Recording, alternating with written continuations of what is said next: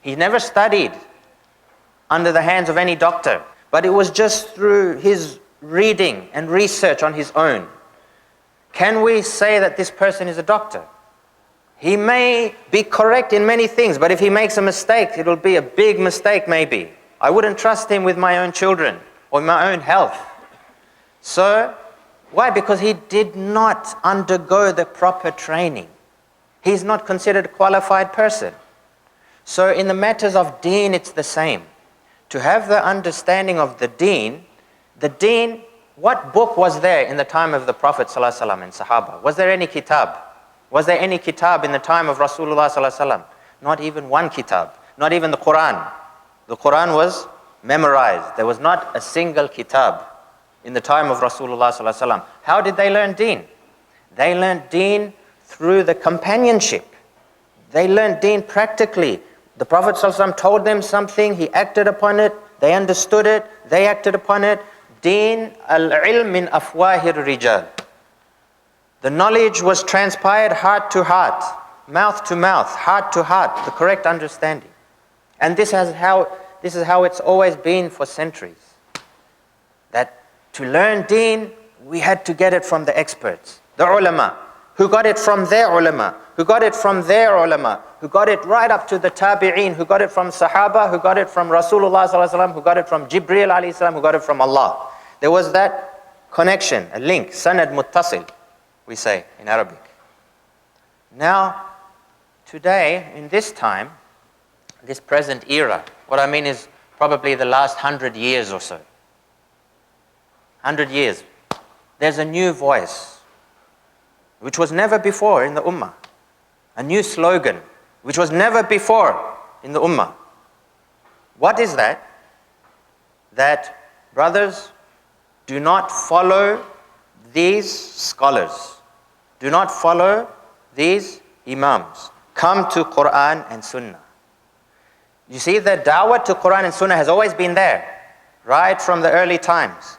But the addition of do not follow the scholars, this is the thing that we are disagreeing with. The da'wah of calling to Quran and Sunnah has always been there.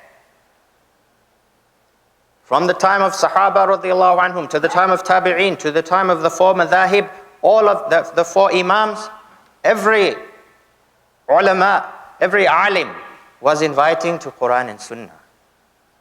So when you have people saying, do not follow the scholars, follow Quran and Sunnah.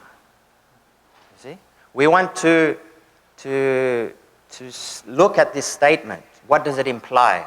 It's actually a big misrepresentation because it's implying that these four imams did not follow Quran and Sunnah, whereas in reality they were nothing but a representation of Quran and Sunnah. So when you have a question, brother, do you follow Rasulullah sallallahu alaihi wasallam or do you follow Abu Hanifa? Do you follow Rasulullah sallallahu alaihi wasallam or do you follow Imam Shafi'i? Do you follow Rasulullah sallallahu alaihi wasallam or do you follow Imam Malik? Do you follow Rasulullah sallallahu alaihi wasallam or do you follow Imam Ahmad bin Hanbal rahimahumullah? So let us look deeply at this question. What does this question imply? This question would only be valid if two conditions existed. When a person says, do you follow Rasulullah sallallahu alaihi wasallam or do you follow Abu Hanifa? That question is only valid if two conditions existed. One is that Abu Hanifa or Imam Shafi'i or Imam Malik or Imam Ahmad bin Hanbal, they were an adversary, an opponent to Rasulullah sallallahu alaihi wasallam, then this question is valid. When you say, do you follow Rasulullah sallallahu alaihi wasallam or do you follow Abu Hanifa? Yes, if Abu Hanifa is an opponent to Rasulullah sallallahu alaihi wasallam, then I follow Rasulullah sallallahu alaihi wasallam. Of course, what Muslim would prefer anyone over Rasulullah sallallahu alaihi wasallam? This question is very dangerous because it's putting doubt, confusing the common person, putting kufr on his tongue, a'udhu billah. So, when he says, if a person, one condition has to exist for this question to be valid, one of two conditions. That was Abu Hanifa an opponent to Rasulullah sallallahu alaihi wasallam? The answer is no. He was a mujtahid imam. He was a mujtahid, a muhaddith, a faqih. To be a mujtahid, you had to be an expert in every field of knowledge needed to derive rulings, ahkams from the Quran and Sunnah. So, we've already established, even those people themselves that ask this question, they admit to the status of Abu Hanifa and Imam Shafi'i and Imam Malik and Imam Ahmad bin Hanbal. So they will say, no, he was not an opponent of Rasulullah sallallahu alaihi wasallam. Okay, so this condition doesn't exist. The second, for this question to be valid, our deen must prohibit us from following ulama. From following ulama, fuqaha, mujtahideen. If our deen, if any verse of Quran, any sahih hadith tells us do not follow anyone that is not Rasulullah sallallahu alaihi wasallam, then this question is valid. What does the Quran say? The Quran says, فَاسْأَلُوا أَهْلَ الذِّكْرِ إِن كُنْتُمْ لَا تَعْلَمُونَ. Those who do not know should ask those who know. يَا أَيُّهَا الَّذِينَ آمَنُوا أَطِيعُوا اللَّهَ وَأَطِيعُوا الرَّسُولَ وَأُولِي الْأَمْرِ مِنْكُمْ. O you who have iman, obey Allah, obey the Rasul, and obey the ulul amr. The ulul amr, according to the tafsir of Ibn Abbas radiallahu an, and Mujahid rahimahullah, and Hasan al-Basri rahmatullah alayh, they all said that the meaning of ulul amri minkum was the fuqaha and the ulama. In reality, if we look, the surface of this verse, obey Allah, obey Rasul, obey the ulama, it looks like three categories of obedience, three different types, but in reality it's only one. We obey Allah. We obey the Rasul because the Rasul tells us, explains to us how to obey Allah. We obey the ulama because they tell us the ahkams of Allah, which we do not understand sometimes by ourselves without their help. So, when we have established that neither of these two conditions exist, is this question valid? Abu Hanifa, none of these four imams was an opponent to Rasulullah. So how can we ask that question? Do you follow Rasulullah? You want to put Rasulullah at odds against the ulama when they were supporting Rasulullah sallallahu alaihi wasallam? So we've established that they were not opponents. And the second part that we have established is also that in our deen, it doesn't prevent us from taking from ulama. Rather, the deen, the Quran, the hadith instructs us to take from the ulama, not to cut off links from the ulama. In fact, it is not allowed for a person who is not qualified to deduce ahkams, rulings from Quran and hadith. There is a hadith, a sound, sahih hadith from Abu Dawood, Sunan Abi Dawood, where on the authority of Jabir ibn Abdullah radiallahu anh, he says, we went on a journey and one of us was struck with a rock on his head and he had a wound, a gash. And later on, it happened that night, by chance, he had a wet dream. And he needed to take an obligatory ghusl, a bath, a shower. So he approached his companions and he said, do you see any rukhsa for me, any dispensation, any concession that I don't have to take a ghusl, that instead I can make tayammum? And they said, no. Tayammum, I'm sure a lot of you are familiar with tayammum. Those who don't know, it's instead of taking the bath, you just use sand or clay or something like that, and you just rub your hands and your arms, and that's sufficient in the place of wudu or ghusl. There's certain shurut, the details are there. Anyway, so his companions said to him that, no, we don't see that there's any permissibility for you to do so as long as you have water.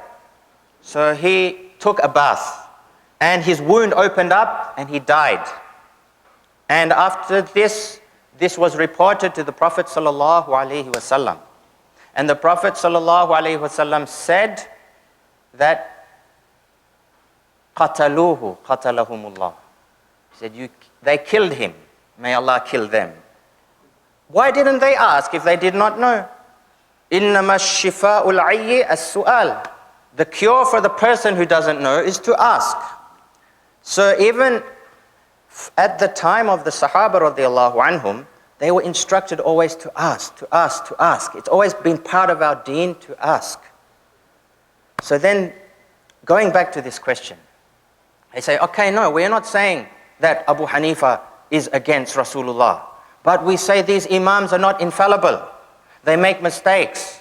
They are human beings. They are not ma'soom. They are not anbiya, only anbiya. Anbiya alayhimus salam don't make mistakes. These imams, they make mistakes. So again, we say, okay, before I respond to this question, this statement is true, that anyone apart from Anbiya alayhi salatu wasalam, they are not ma'soom. We make mistakes. But this statement will create doubt on the very foundations of our deen. Because we got our deen from where? Where did we get our deen from? How did we get our deen from? From one generation to another generation to another generation. Where did it come from? It didn't come from the sky onto our laps. Every single hadith, we had to rely on someone to verify the authenticity of that hadith. So we go back to this person, we say, okay, brother, okay, then if these people, they're not ma'soom, they're not protected from making mistakes. The imams, the ulama, we agree on that. So who do you follow? They will say, I go direct to Quran and Sahih Hadith. Okay, Sahih Hadith. Where? Which Hadith? Well, many Hadith, all the Hadith Sahih. For example, Bukhari Hadith. Okay, Bukhari Hadith is Sahih. Who said? Did Allah say so? Did Rasulullah sallallahu alaihi wasallam say so? No. Who said so? Ulama said so. So now you are putting your trust on a Sahih Hadith, on someone who makes mistakes, on a human being, on someone who is not ma'soom, on someone who is not protected from making error. Can you see?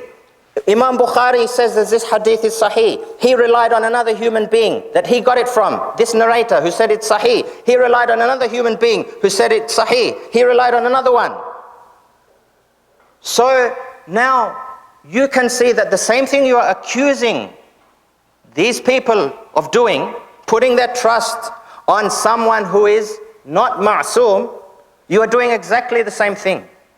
You have to apply those same set of rules to yourself, what you apply to others. Yeah? So if these people cannot take from Abu Hanifa, or they cannot take from Imam Shafi'i, or they cannot take from Imam Ahmad bin Hanbal, and they cannot take from Imam Malik. Why? Because these people are human beings, they're not nabis, they're not ma'soom, they make mistakes. So therefore you have to say the same thing about everyone else. So you cannot take Albani, you cannot take Bin Baz, you cannot take Ibn Taymiyyah rahimahumullah, for example. Because the people that are advocating this, they are also taking. They are also taking. So we say in English, what's good for the goose is good for the gander. The same rules that you apply to yourself, to others, you have to apply to yourself.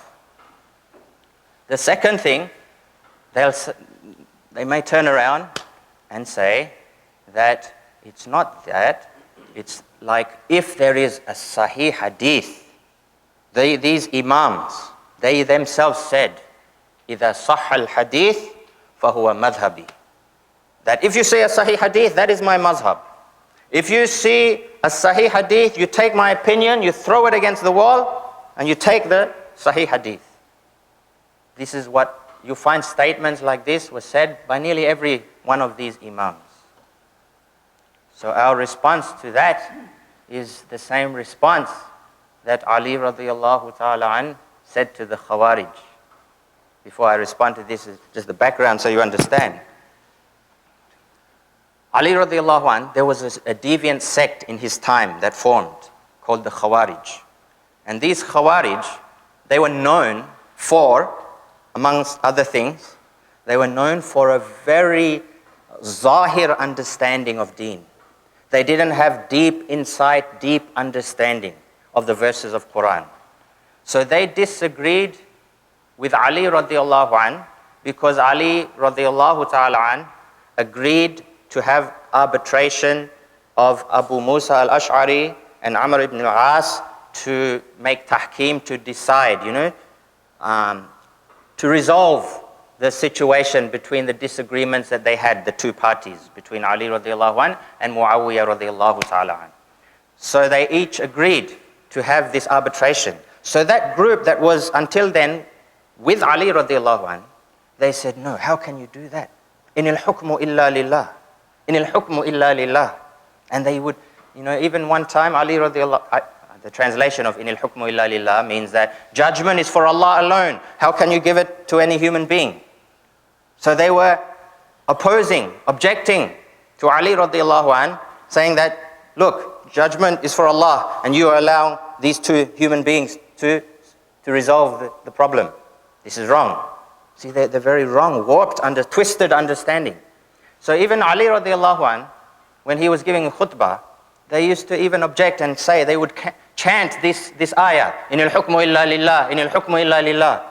And Ali radiallahu anh would he just said one sentence, kalimatul haqq urida biha al-batil. He said, what they are saying is haqq, but the meaning that they are trying to imply is batil, is false. So the same thing, that when they use this saying, إِذَا صَحَّ الْحَدِيث فَهُوَ مَذْهَبِي.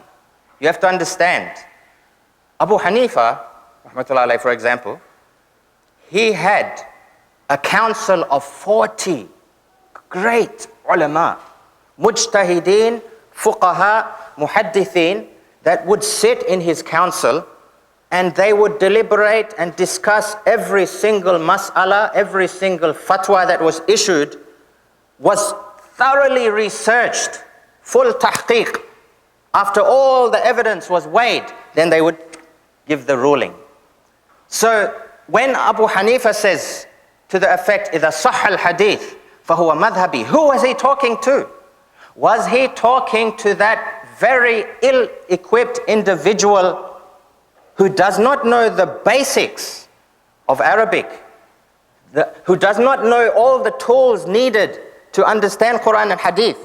Are we using this saying of the Imams, if there's a Sahih Hadith, فَهُوَ مَذْهَبِي, to allow the Jahil to take the Quran at home? Brother, forget whatever these ulama have said, take this Bukhari and this is all you need. You can guarantee that this was not the meaning of none of these Imams. And a person who does this will make many mistakes. A person who does this will make many mistakes. One person, this is just a story of a true story, a person, he read one hadith that whoever sits after Salatul Fajr and makes the zikr until sunrise, and then after that he performs the Salat, Duha or Ishraq, then he will get the reward of an accepted Hajj and Umrah. Yeah? So this person read that hadith and he said, oh, no. He acted upon it. He said, no, I don't have to go for Hajj. I don't have to go for Hajj because I've already got the reward of going for Hajj. Whereas if he had asked the ulama, they would have explained, one thing is ajr and thawab, and one thing is ada. One thing is the lifting of obligation, so that you have now fulfilled your responsibility, and one thing is reward. You may have gotten the reward, but that obligation of Hajj is still upon you. So in every step of the way, out for centuries, this ummah has been following scholars. In our glory days, in the times when the Crusades came and attacked us and we repelled them and defeated them, this ummah was following madhahib. In the time of Salahuddin Ayyubi, this ummah was following madhahib. In 1453, when this ummah conquered Constantinople, known as Istanbul in Turkey of today, this ummah was following madhahib.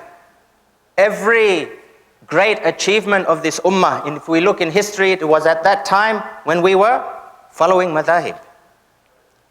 So then the next objection they may have. Where's the time? Anyone, brothers, know the time?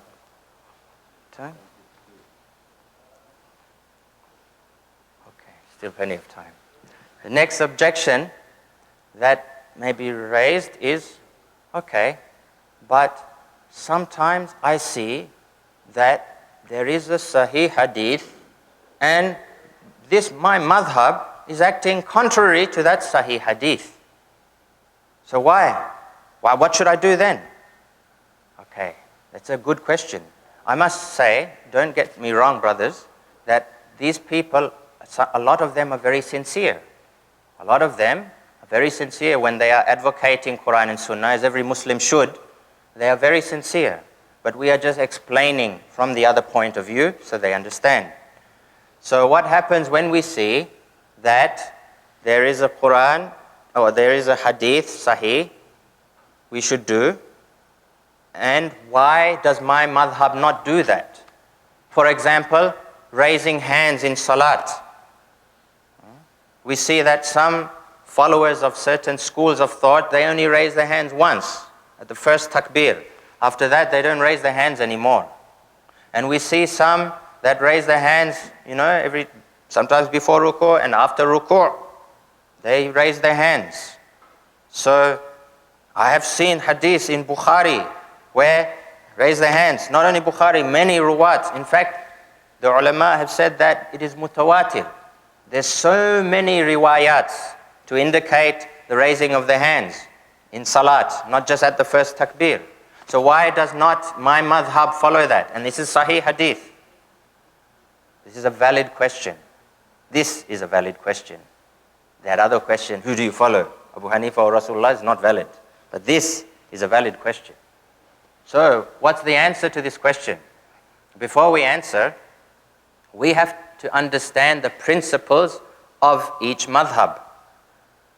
Why did they leave certain hadith? For example, Imam Malik, there are some hadith. Sometimes people say they didn't know, that hadith didn't reach them. It's very rare that hadith didn't reach them. If it did not, for example, for argument's sake, we accepted that the hadith didn't reach these imams. Then it didn't reach the other scholars of the madhab that came after them? It did. But why? So we see that, for example, Imam Malik has in his kitab, Muwatta, hadith that he doesn't act upon. For example, the issue of 8 rak'ats of Taraweeh. He has this in Al-Muwatta. He doesn't act upon it. In Maliki madhab, it's not 8 rak'ats. It's 36. Not even 20. 36 rak'ats of Taraweeh. Why? The ulama explained that because in Mecca, when they used to make Taraweeh after every 4 rak'ats, they would make tawaf. But in Medina, there was no Baytullah to make tawaf, so they would compensate that with extra nawafil, and as a result, it would be 36 rak'ats. But anyway, why didn't Imam Malik act upon? This is just an example I gave. Why did he leave Sahih Hadith? He had another principle in his madhab that was considered an evidence. What is that? The a'malu ahlil Medina. The practices of the people of Ahlul Medina. What were they practicing? Because they had the last practices of Rasulullah sallallahu alaihi wasallam. So, for example, that issue of raising hands in salat. One of the narrators of this hadith is Abdullah ibn Umar, of raising hands. So, a student of Abdullah ibn Umar, Mujahid, he says, I kept company with Abdullah ibn Umar 10 years. And I never saw him raise his hands except in the first takbir. So this, Abdullah ibn Umar is the narrator of that hadith. According to Mujahid, his student, he never raised his hands. So according to that particular school of thought, they have the evidence. It's not like they're going against hadith. They have the evidence. They are saying that this practice was either abrogated or it was optional. Sometimes the Rasul did it, sometimes he didn't, or it was abrogated. It was initially he did used to raise his hands, later it was mansukh. So there are reasons why in such cases that apparently it looks like a madhab may be going against Sahih Hadith. There is a reason for that. Now, sometimes who is there to determine that a hadith is sahih or not? Who is there? Because sometimes you'll find it's a very vast field, one thing. And you'll see that there are differences of opinion. For example, this rawi is thiqah. This narrator is considered thiqah, reliable, trustworthy. according to some. Yet according to others, they say no, he's da'if. So even determining the hadith is sahih or not, there's differences of opinion. Who are you going to take? You see? So those people, there's scholars that are masters in this particular field called Ashabul Jarh wa Ta'dil. And their job was to study the Asma'ul Rijal, to study the narrators, their lives. Who were they? From which city? What was his memory like? Did he ever commit any undesirable act? They studied in detail each and every one of these narrators. And then they gave the ruling that this hadith is sahih, or this hadith is hasan, slightly less, but still, or this hadith is da'if, something like that. This is another topic about hadith. So anyway, I'll just give you an example. There was one brother, very nice brother. One day after Salat, he was appointed as an Imam. And he had not studied from any ulama. He didn't sit for many years at the feet of ulama. But you could say, he researched a lot, like we were talking about, self-research. So he became like a self-made internet Imam. So at the end of the day, he stood up after one Salat, and he said, brothers, he said, the placing of the hands in Salat, the Sahih Hadith is to place your hands on your chest. And he quoted the Hadith, and then he said, if you put your hands above the chest as this Imam, or below the chest as that Imam, then you are preferring the Imams over Rasulullah Sallallahu Alaihi Wasallam. And the Imams themselves said, if you find a Sahih Hadith, فَهُوَ مَذْهَبِي, therefore throw the opinion of your Imam. So, that very nice brother, I managed to speak to him afterwards. And we had this discussion. And I said, brother, first of all, that hadith that you narrated on the authority of Wail ibn Hujr, radiyallahu anhu, who narrates, صليت مع رسول الله صلى الله عليه وسلم فوضع يده اليمنى على اليسرى على صدره أو كما قال. So I said, that hadith, brother, it is not in Bukhari and it is not in Sahih Muslim either. We will give anyone $1 million if you can find that hadith in Sahih al-Bukhari or Sahih al-Muslim. It is not. And please don't have this misunderstanding that the only Sahih hadith are in Bukhari and Muslim. Just want to tell the brothers this. Imam Bukhari in his Muqaddimah, he says that I did not put in my kitab except that which was Sahih. وَمَا تَرَكْتُ مِنَ الصِّحَاحِ أَكْثَرُ. And that which I left from Sahih hadith were more than what I put in my kitab. So there are other hadiths which are Sahih in other kitabs apart from Bukhari and Muslim. Now, this hadith of Wail ibn Hujr, of putting your right hand over your left on your chest, this is not in Sahih Bukhari, neither in Sahih Muslim. It is from Sahih ibn Khuzaymah. Mu'ammal ibn Ismail, who got it from Sufyan Thawri, who took it from Asim ibn Kulayb, who took it an Abihi from his father, who took it from Wail ibn Hujr. In this chain of narrators, Mu'ammal ibn Ismail is considered a weak narrator. Ibn al-Qayyim al-Jawzi, rahimahullah, says in his kitab I'lamul Muwaqqi'in that lam yaqul ala sadrihi ghayri Mu'ammal. No one else said from the students of Sufyan, who also narrated the hadith, they didn't narrate with the words ala sadrihi, on his chest. There was just wadahu yumna ala al-yusra. So the only one that narrated that was Mu'ammal bin Ismail. And Mu'ammal ibn Ismail is considered a weak narrator according to some. In this hadith, it's mentioned in the kitab of Sheikh Nasiruddin al-Albani, in his kitab Sifatu Salatin Nabi, and he also mentions this, and he said, yeah, but there's other turuq.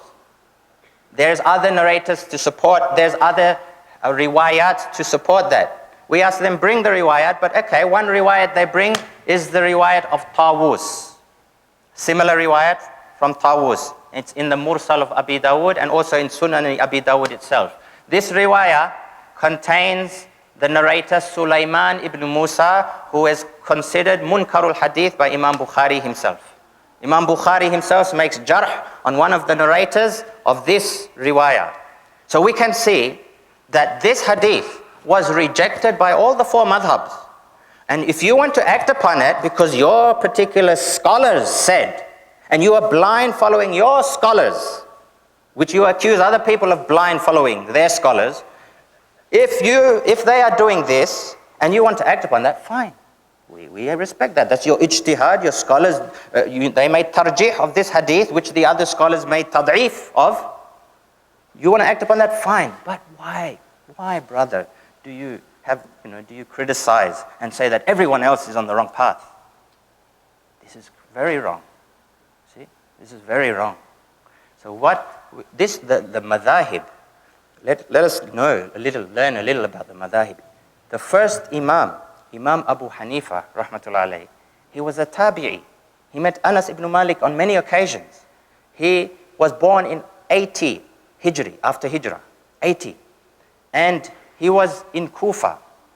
He learned from Hamad ibn Abi Sulaiman, who learned from Ibrahim al-Nakh'i, who learned from Aswad and Alqama, who learned from Ibn Mas'ud radiyallahu an, who learned from Rasulullah sallallahu alaihi wasallam. Kufa became Darul Khilafah. Great Sahaba settled there. Ali radiyallahu an was there. Ibn Mas'ud was there. Ibn Mas'ud was considered a mufti even in the time of Rasulullah sallallahu alaihi wasallam. So Abu Hanifa took his knowledge from that line of Sahaba radiyallahu anhu. Then Imam Malik, he was born in 94 Hijri. He was from Medina. He learned from Rabi'a ibn Abdir Rahman, who learned, and also from Al-A'raj, who took their knowledge from the 7 great fuqaha of Medina, who took their knowledge from the Sahaba radiyallahu anhum. Imam Malik was in Medina, and they met eventually, Imam Abu Hanifa and Imam Malik. At first there was some misunderstanding between the two. That Abu Hanifa was accused of this person, he doesn't follow hadiths, he doesn't follow traditions, he follows logic, aql. Let me explain a bit why this may have transpired. You see, the people in Hijaz at that time, you have to remember, Islam, within about 100 years, it became a great civilization that ruled over the Romans and the Persian Empire. Usually, in history, for any civilization to take control, it takes about 500 years, and then it takes another about 500 years to decline. But Islam was very quick. It went, within 100 years, it was ruling, basically, the great superpowers of the world. So it evolved from a very village, primitive, if you want to say, community, and all of a sudden, within 100 years, it had to face new concepts that were never faced in the time of Rasulullah sallallahu alaihi wasallam. How do we respond to something if it is not, apparently it's not in Quran or Hadith? How do we respond to that? The Quran says, "Ma farratna fil kitabi min shay." We did not leave anything behind in this kitab. All the solutions to the problems until the day of Qiyamah are there. But how? Through ijtihad, through using that knowledge of Quran and Hadith on matters that were there in the time of Rasulullah, apply them to concepts that happened afterwards. Qiyas, ijtihad. So anyway, Imam Malik, he was there. When he finally met Abu Hanifa, and when they talked, he said about Abu Hanifa that if this man wanted to prove this pillar in the masjid here is made out of gold, he would have the evidence to convince you. Such strong was his evidence, Imam Malik said of Abu Hanifa.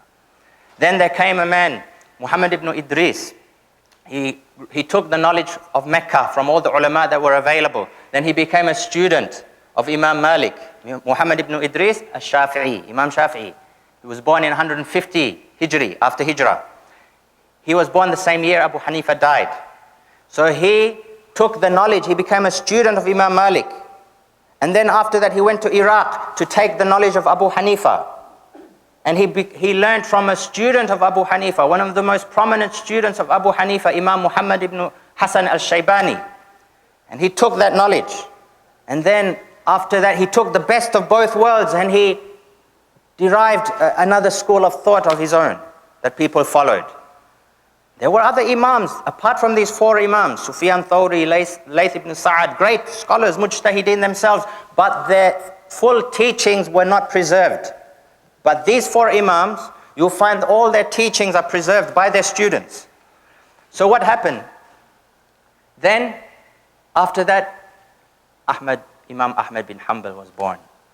What year was he born? Imam Malik was 94. Imam Shafi was 150 after Hijri. And then Imam Ahmad bin Hanbal was 194 after Hijri. 194 after Hijri. Was it? Or was it 164? Anyone help me out on this? Okay. It's one of these. 194, 164. Anyway, later on, Imam Ahmad bin Hanbal, he became a student of Imam Shafi'i. And Imam Bukhari was born later, and he became a student of Imam Ahmad bin Hanbal. So you can see that all of our four imams, they learned to coexist, as did their school of thoughts that evolved after them. Even to this day, you will not see any war between a Shafi and Hanafi. You will not go to Malaysia and you will see people, oh, you're a Hanafi, I'm going to kill you because we are Shafis. You don't see that. You don't see people, Malikis fighting. You don't see even amongst themselves criticizing. You'll see them praying together. You might have isolated incidents, which are ma'doom. Al-qalil kal-ma'doom. Something which is so rare, you don't include that. Isolated incidents by a few people, individuals. But generally, you won't have that. So this thing that, oh brothers, Islam is one, we should be united. Yes, we were united. We coexisted for 1200 years. And we never fought one another. We had differences of opinion, just like the Sahaba. The differences of opinion of Sahaba in interpreting the meaning of the words of Rasulullah sallallahu alaihi wasallam after the battle of Khandaq, Ahzab, when Jibril alayhi salam came to the Prophet sallallahu alaihi wasallam and said that, why have you put your weapons down? That the Malaika have not put down their weapons. Go to Banu Qurayza, the Jewish tribe that broke their treaty. They deceived the Muslims. They made khiyana. So you go and you wage war against them. So the Prophet ﷺ said to the Sahaba, Jibril has commanded us, we should go to Banu Qurayza. La yusalliyanna ahadakum al-asra illa fi Bani Qurayza. He said, none of you should pray Asr until you reach Bani Qurayza. So what happened? They started going to go to Banu Qurayza. On their way, Asr time came. So one group wanted to stop and pray Asr. These were Sahaba. He said, hey, another group said, didn't you hear what Rasulullah ﷺ said? He said, don't pray Asr until you reach Banu Qurayza. And then one group wanted to take what Rasulullah ﷺ meant. No, he didn't mean that you miss salat. Inna salata kanat ala al-mu'minina kitaban mawquta. He didn't mean that you miss salat. He meant try to get there quick. Get there by Asr if you can. But the other group was insistent. No. We're going to act upon the zahir words of Rasulullah. He said, don't pray Asr until you reach Banu Qurayza. So you had two groups. One group that prayed Asr and one group that prayed later after reaching Banu Qurayza. And when this was brought to the Prophet ﷺ, lam yunkir ahada min. He didn't say you were wrong. He didn't say you were wrong. So even the Sahaba, in interpreting the words of Rasulullah ﷺ, had differences. This is precisely the differences of the madhab. This is precisely the differences that these four imams, when they tried to interpretate the Quran and Hadith using their knowledge, and they were skilled and masters of every branch of knowledge needed to understand Quran and Hadith, this is the result they gave you. So, may Allah subhanahu wa ta'ala give us all tawfiq, inshallah, that we have faith in our ulama. Because what happens, brothers, is that when we start to cut off the ties of ulama, and we start becoming independent thinkers, then that's when, the Prophet ﷺ has mentioned in hadith, اتَّخَذَ النَّاسَ رُؤَسَاءَ جُهَالًا فَسُئِلُوا فَأَفْتَوْا عَنْ غَيْرِ عِلْمٍ فَضَلُّوا وَأَضَلُّوا. That, towards the last times, people would take as their leaders, people who are not qualified, juhal, they are not learned. What I mean is that they may have a PhD in engineering, but you have a PhD in engineering, what right do you have to speak about deen? I mean, everyone can speak about deen, every Muslim invites to Allah, encourage people, but don't dive into that field which is not yours. Just like I would not go into your field of medicine or your field of engineering because I'm not qualified. What right do you have to go into this field which you are not qualified in? So, اتخذ الناس رؤساء جهالا. People will take as their leaders juhal, ignorant people. فَسُئِلُوا, and they will be asked, these ignorant leaders, about masail of deen. فَأَفْتَوْا عَنْ غَيْرِ عِلْمٍ, and they will tell without correct knowledge. فَضَلُّوا, and they will be misguided. وَأَضَلُّوا, and they will misguide others. May Allah subhanahu wa ta'ala save us from that time, inshallah. So inshallah, I will end the talk, so give some time for the dua, dhikr, and if any brothers have any questions, inshallah, we can allow question time for a few minutes, inshallah. Yes, brother. Is it okay to change follow different scholar? I mean, the idea of the scholar as an agent between the ruling and the text is well established in the students will be taught. So, in principle, all the mujtahideen are equal. Yes. Therefore, if any Muslim follow any of the scholars or the mujtahideen, then he's okay. Now the question is, can you change the scholar? MashaAllah, it's a very good question brother has asked, and it's a very valid question also. And the madhabs, brothers, are not jails. They are not jail that I was born in a Shafi'i family, so I'm going to stay as a Shafi'i. I was born as a Hanafi family, a'udhu billah. And madhab is not a means of discrimination or identity. So what happens is that sometimes, due to haraj, severe hardship, and there was no solution in this particular madhab, the scholars took from another valid opinion from another madhab. For example, when the Shafi'is go to Hajj, so we know that the touching between a man and a woman, non-mahram, breaks the wudu according to the Shafi'i madhab, and they have the evidences. This is not the time to discuss that, but it breaks their wudu. You know that when we make tawaf, and you have the ihram and part of the body is exposed, try to make tawaf one day without getting touched by a woman. Try. It's very difficult. So the Shafi'i mazhab, in fact one Shafi'i alim tried to do that. He tried to go and make tawaf 7 times without being touched once by a woman. I don't know how many times he had to try and go and make wudu. It's okay if you're a young man, 20, 25, but when you become 60 years old, to go and make wudu each time. So the Shafi'i scholars took the opinion of another madhab. The Hanafi madhab, if a man and woman touch, it doesn't break wudu. They have the evidences also. So they took it there because it was haraj. So sometimes we have seen, another issue. In a case where, in a non-Muslim country where there is no qadi to dissolve a marriage, when a man oppresses his wife. So there was no solution in the Hanafi mazhab, that if there's no qadi to invalidate the marriage with all the shurut, so what to do?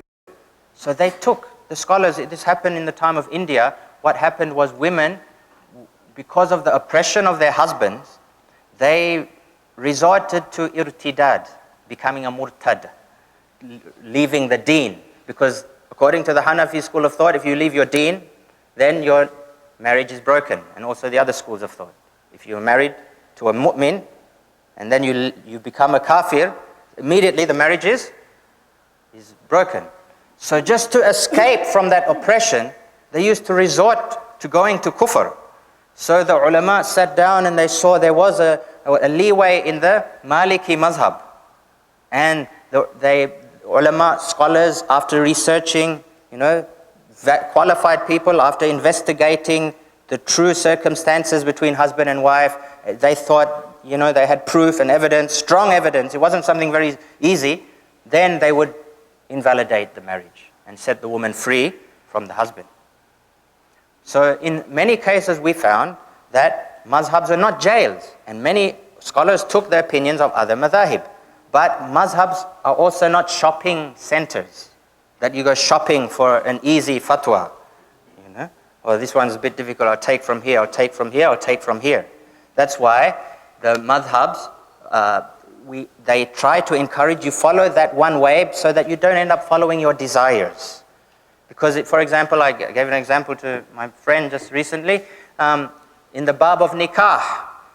In the bab of nikah in Hanafi mazhab, you don't need a wali. You need 2 witnesses. In Shafi mazhab, you need a wali to make the nikah valid. In Maliki mazhab, you don't even need 2 witnesses, but you have to have i'lan to announce that the marriage has taken place between this and this person. So what happens when a person picks and chooses, he will say, okay, from the Hanafi mazhab, I'll say, we don't need a wali. From the Maliki mazhab, I'll say, we don't need 2 witnesses. He goes off with a boy and a girl, come on, let's get married. No one knows. Okay? So that's why mazhabs, they're not jails, but they are not shopping centers either, that we just simply pick and choose what's convenient for us. Is that it? I want to ask you, I'm not sure, but I heard, it may not be accurate, that the هيئة العلماء المسلمين العالمية or something, they considered the Madhab al-Ja'fari as valid.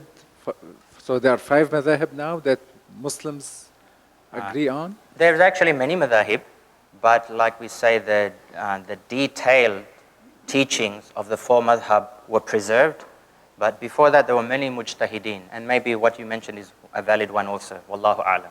Is it possible that these evolve in the future? For example, like down the road, like in 100 years, some people say, for example, Madhab Qardawi or something like this.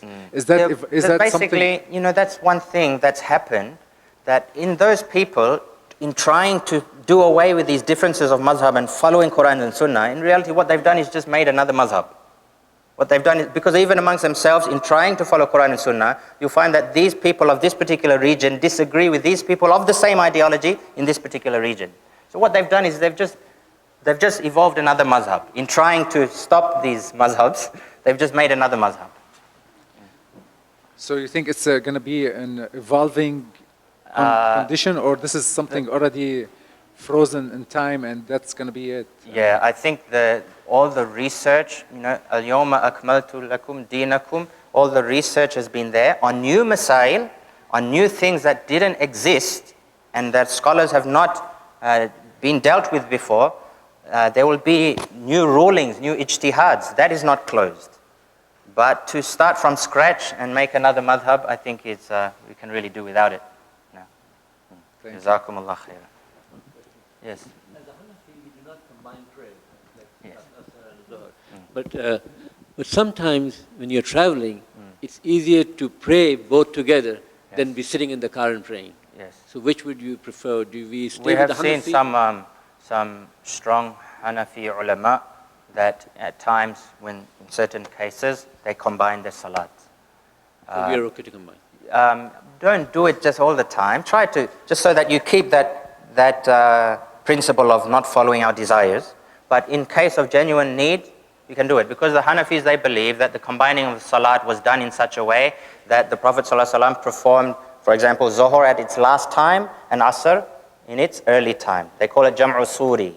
That's what their evidence is. So anyway, but it can be done because it is a valid opinion. There are hadith. It can be done, but try to avoid just picking and choosing from mazhabs, that's all. One more question. Yes. Are we supposed to have a divider between sisters and brothers during Salat? Now, at the time of Rasulullah sallallahu alaihi wasallam, deen was progressing. So, at the time of the Prophet sallallahu alaihi wasallam, there were no dividers.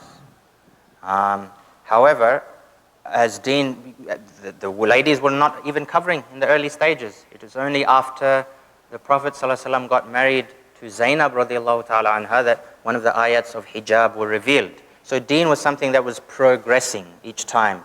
Towards the later stages, like for example, you can say that having a division would be would be appropriate? Outside Salat, how about we have like, as you can see, iftar, dinners, community potluck, something like that. Do we have to set up the hijab, I mean the divider between both, or just separate them in a reasonable distance? I came to talk about madhahib, your own social issues. If you can, each group they follow different madhab, and this one say it's okay with this madhab, the other say it's not okay with the other madhab. We sit in the same line together.